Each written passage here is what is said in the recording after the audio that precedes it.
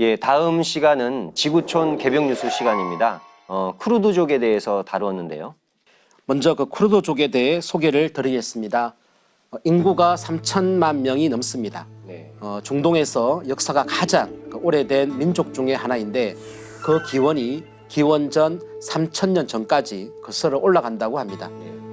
이란, 즉 이 페르시아에서 갈려져 나온 민족인데 그 언어도 인도 유럽어족, 이란어파에 속하는 쿠르드어를 독자 언어를 사용을 합니다. 네.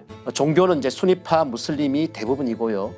현재 터키, 또 이라크, 이란, 시리아, 아제르바이잔 등 여러 나라에 흩어져 살고 있습니다. 중세 이후 오스만 투르크의 지배를 받았는데 1차 세계대전 이후 오스만 제국이 무너지고 이제 그 자리에 여러 나라가 생기면서 쿠르드족이 흩어지면서 이제 그 비극이 시작이 되었습니다. 예.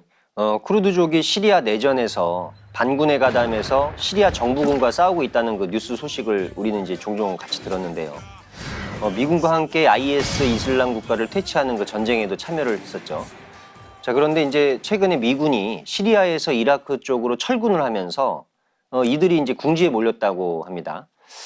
시리아 북쪽에 있는 미군이 빠지니까 갑자기 이제 터키에서 시리아 북쪽에 있는 쿠르드족을 공격을 하고 나섰는데요. 사실 그 터키와 쿠르드족의 갈등이 아주 뿌리가 깊죠. 네, 맞습니다. 그 역사는 1차 대전 이후로 이제 거슬러 올라갑니다. 당시 오스만 제국이 이제 무너지면서 이제 오스만 제국의 그 통치를 받던 그 쿠르드족이 독립을 하려고 했습니다. 하지만 이제 오스만 제국의 그 후신 터키 공화국이 이제 세워지면서 이제 쿠르드의 독립을 막게 되죠. 터키 입장에서는 이제 쿠르드인들이 전체 인구의 24%, 그게 1,800만 명이 이르는데요.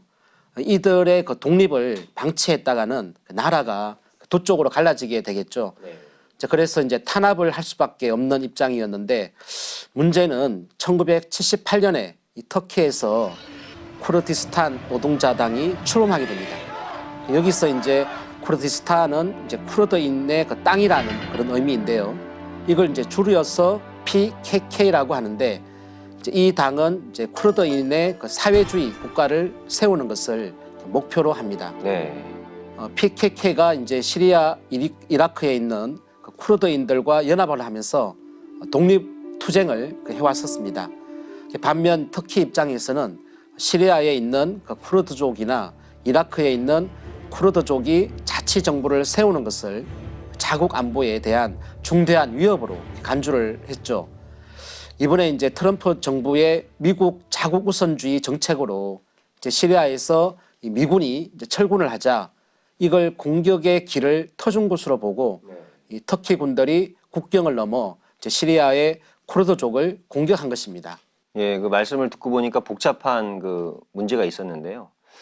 터키와 시리아 북부의 쿠르드족 사이에 지난 10월 23일 날 미국의 중재로 휴전이 성립되었다고 합니다. 트럼프 대통령은 이 휴전을 영구 휴전이다 이렇게 표현을 했는데요. 이로써 국제사회에서 쿠르드의 그 독립 문제가 관심사로 떠올랐습니다. 소사님, 1차 대전, 2차 대전 이후에 강대국의 지배를 받던 그 거의 모든 나라들이 다 독립을 이렇게 했잖아요. 쿠르드족도 몇 차례 독립을 시도한 적이 있죠. 예, 사실 그동안의 그 쿠르드 역사를 보면 이웃 나라와 강대국으로부터 그 숱한 배신을 당했습니다. 독립 국가를 세우고자 하는 그 노력들이 번번이 이제 좌절이 되었습니다. 실제 근대에 들어와서 이제 몇 차례 독립 국가를 세우기도 했는데요. 그 138쪽 이 표를 보면 1922년에 이라크 지역에서 이제 쿠르디스탄 왕국을 설립했으나 당시 영국군에 의해 멸망당하게 됩니다. 그리고 두 번째로 이제 1927년에 터키 동부 지역에 아라라트 공화국을 설립을 했지만 1930년 터키 군대에 의해 무너지게 됩니다.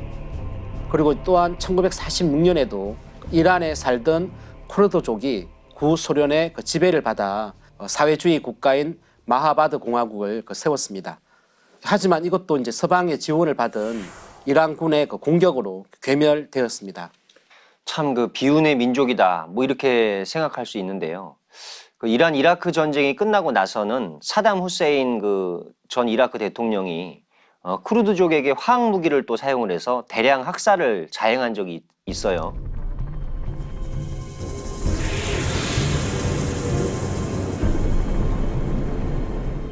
상제님의 천지공사로 애기판 총각판이라는 큰 전쟁이 이제 2번 있었고, 그 결과로 지구상의 모든 식민 지배를 받던 나라들이 대부분 이제 독립을 했잖아요.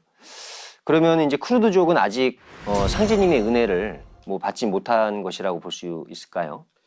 대세로 보면 그 상제님 천지공사의 그 은혜로 약소 국가들이 그 해방과 그 독립의 그 기쁨을 맛보았습니다.